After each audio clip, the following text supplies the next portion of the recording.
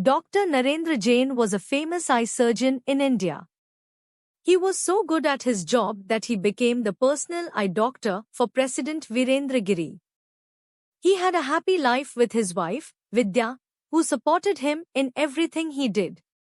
He often had meals with important people, like business leaders, politicians, and famous people. Being the personal doctor for the President of India was a big deal that earned him a lot of respect and praise from others. It also gave him access to influential people in politics and society, allowing him to meet leaders from all over the world. Being trusted with the President's medical care was a big responsibility and a sign of trust, which made Dr. Jain feel proud and fulfilled. He knew that he was helping to keep the nation's leader healthy and safe, which gave him a sense of satisfaction and pride. But in 1973, something terrible happened. Vidya, Dr. Jain's wife, was murdered. This shocked everyone in the country because she was not just an ordinary woman, she was the wife of the President's personal doctor. The murder was a big mystery, and the police had to work hard to find out what happened. As the investigation continued, the whole country waited anxiously for answers. Losing his wife was very sad for Dr. Narendra Jain. He found it hard to understand why this happened and tried to find comfort in their happy memories together. The murder of Vidya Jain was a very sad event that affected not just Dr. Jain but also the entire nation. It reminded everyone how fragile life could be, even for someone as successful as Dr. Jain. Despite the pain and not knowing what happened, Dr. Jain promised to find justice for his wife and honor her memory. As the investigation into Vidya Jain's murder unfolded, people all over the country were curious and worried. The fact that the crime happened in Defence Colony, a fancy area of Delhi, right in front of Dr. Jain's house, made it even more shocking. Defence Colony is a well-known area in South Delhi, India, recognized for its security measures. It boasts a strong presence of security personnel and surveillance systems to ensure the safety of residents and properties. Dr. Jain, once highly respected, suddenly became a suspect and faced numerous questions and doubts about his character. People wondered who could have dared to commit such a crime against the wife of a man with powerful connections. Authorities and police were called in to solve the mystery. Several theories emerged, ranging from political motives to personal grudges. However, the truth they uncovered was surprising. The reality of Vidya Jain's murder served as a harsh reminder that even respected individuals could conceal dark secrets. It was a case that deeply impacted the nation, leaving behind a tale of tragedy, deceit, and the pursuit of justice. Dr. Narendra Jain hailed from a wealthy family background. His father was a professor at Banaras Hindu University. Growing up with 6 sisters, Narendra received strong support from his family. Displaying exceptional intelligence, he worked diligently in school. Narendra excelled academically, passing a tough medical entrance exam. With a scholarship, he pursued medical studies and set up his practice in Delhi during the 1960s. He became famous as Delhi's top eye surgeon, gaining recognition for his skill and expertise. In his personal life, Narendra found love with Vidya. Their marriage brought balance to his successful career and family commitments. They faced life's challenges together, supporting each other with resilience and determination.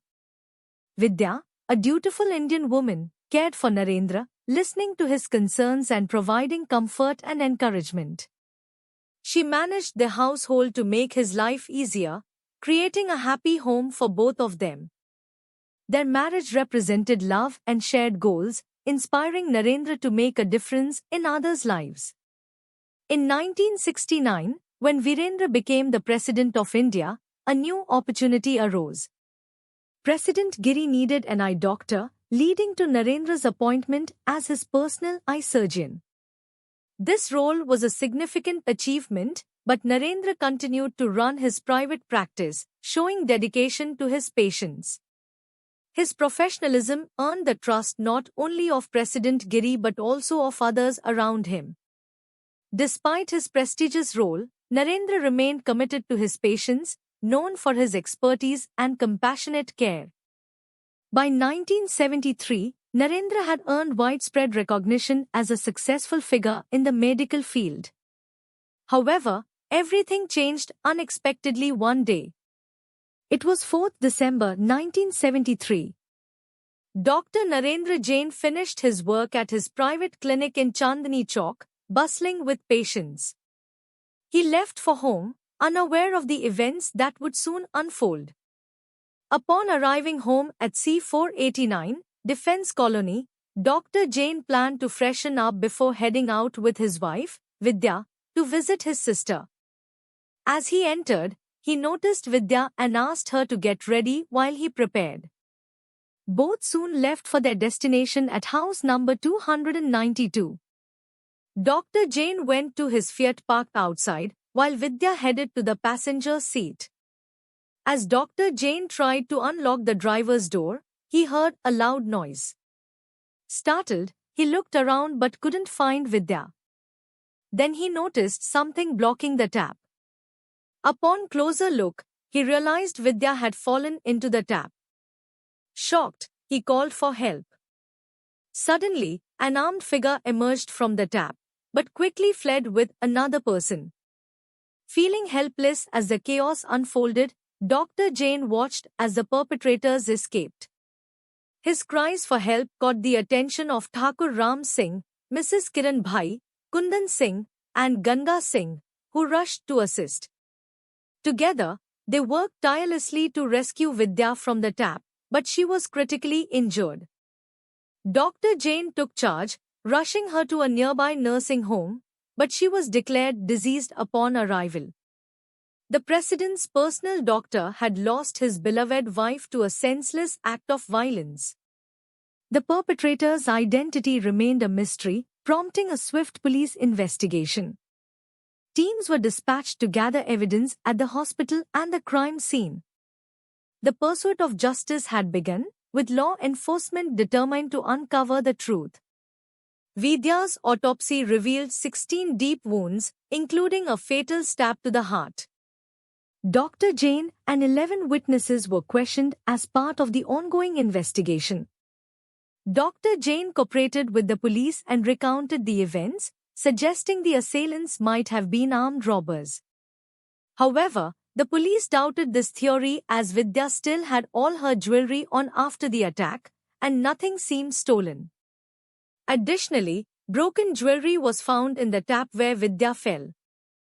During interrogation, inconsistencies arose.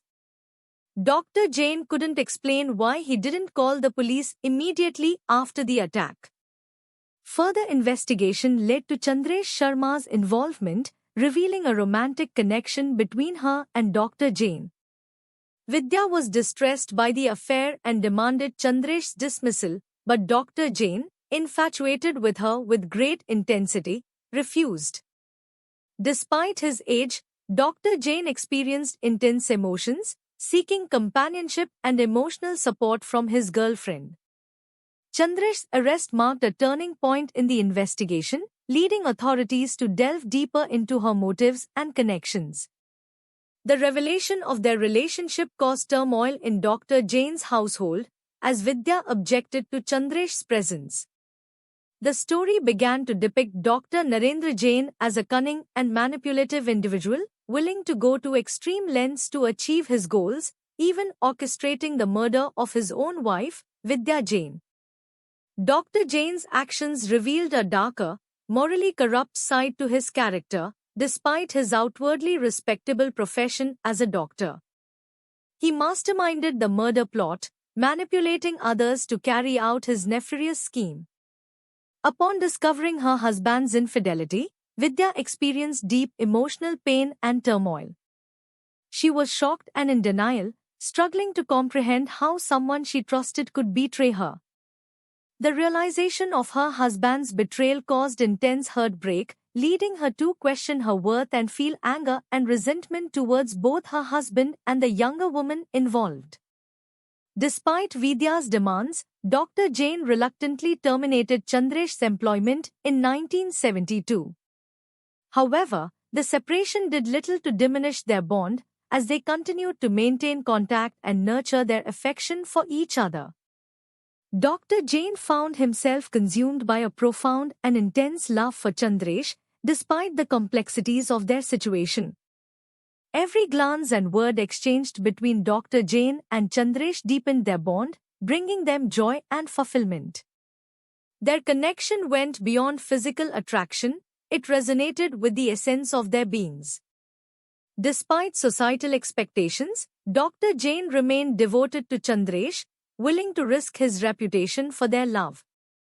He saw her as his soulmate and was determined to hold on to their love.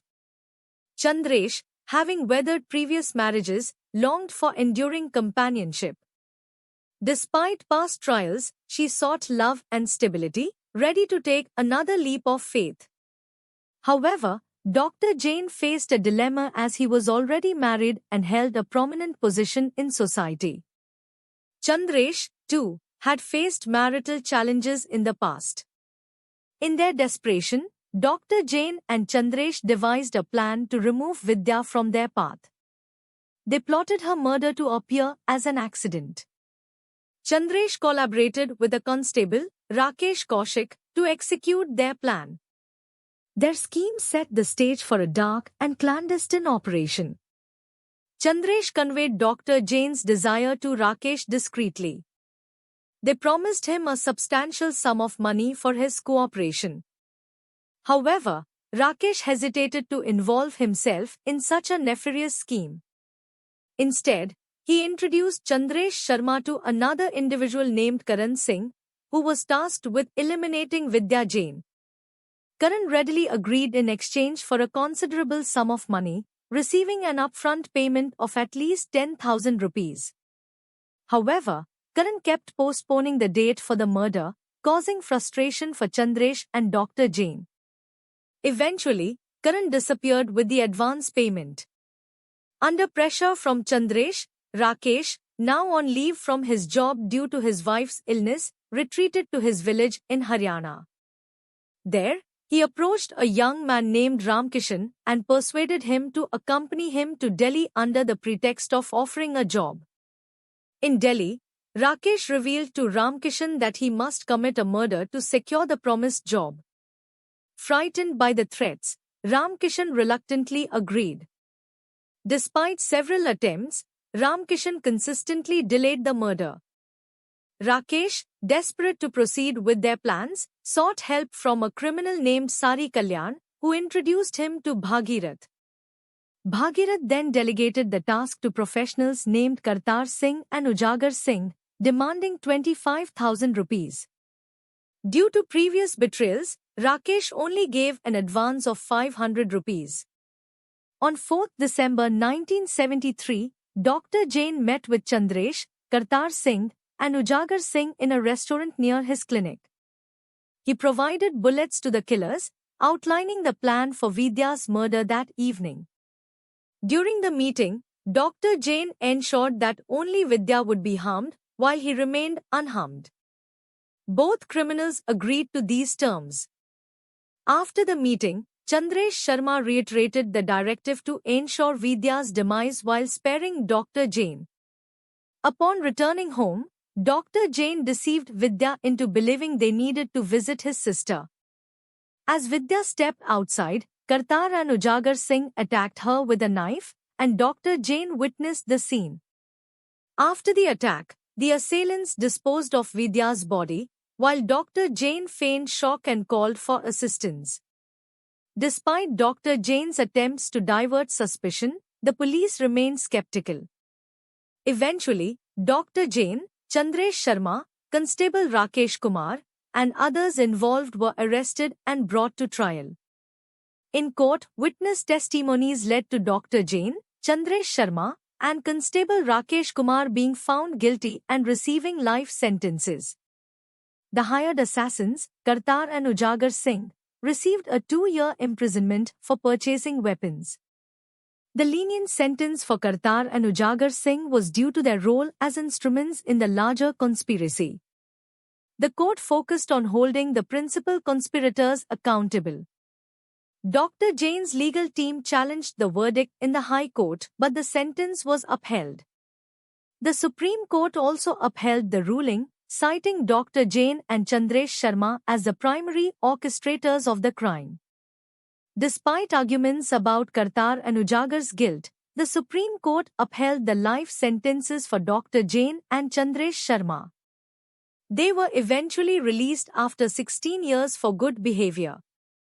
The differential treatment in sentencing raises questions about the justice system's fairness and consistency, particularly regarding Constable Rakesh's continued incarceration compared to the release of Kartar and Ujagar Singh. This situation highlights the importance of carefully examining how justice is delivered, especially in cases involving multiple individuals engaged in criminal activities. It emphasizes the need to reassess sentencing practices to ensure that all those involved in a crime are held accountable according to their level of responsibility. As observers, it's crucial to participate in conversations about such cases and advocate for reforms that foster fairness and equity in the legal system. If you found this analysis thought-provoking, please show your support by liking and sharing this video. My son, pay attention to my wisdom. Listen carefully to my wise counsel. Then you will show discernment, and your lips will express what you've learned. For the lips of an immoral woman are as sweet as honey, and her mouth is smoother than oil. But in the end she is as bitter as poison, as dangerous as a double-edged sword. Her feet go down to death. Her steps lead straight to the grave. For she cares nothing about the path to life. She staggers down a crooked trail and doesn't realize it.